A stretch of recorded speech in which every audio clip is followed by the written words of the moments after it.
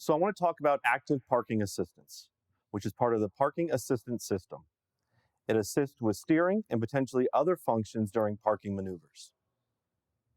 The driver may be required to accelerate, brake, and/or select gear position. Some systems are capable of parallel and/or perpendicular parking. Like other driver assistance features, the driver must stay alert and maintain responsibility for parking. So Joel, can we talk a little bit about it? Sure. This is a kind of a helpful system, especially like, here in Chicago, parallel parking is kind of hard for some people, so it'll help them figure that out.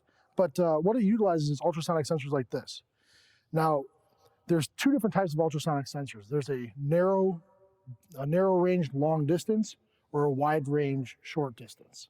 And they can sometimes get confused. So this parking sensor here on the side here is actually a narrow band long distance sensor to measure spaces to make sure the vehicle can fit in the space. Sometimes what can happen is they can get mixed up and we put the wrong sensors in the wrong spot, which causes the system not to work correctly.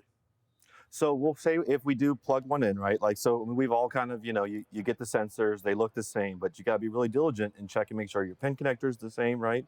And then you've also got to do some sort of calibration, or is it just a plug and play?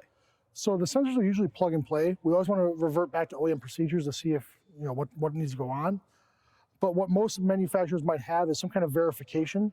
So depending on what they offer, you might have to set up, some poles at certain distances and verify with a scan tool that they're set at the right spots. Yeah, or you could even do like kind of a test drive, right? Or even like, do a practice kind of parallel parking in the lot just to make sure it's good for you to give it back. Yeah. Well, it's been great information. Thank you so much. Thank you. If you found today's tip helpful, please hit the thumbs up, subscribe to the channel, and share the video. Comment below for any future suggestions. These videos are made possible by SCRS. If you aren't currently a member, I encourage you to join. Visit scrs.com or use the link in the description below.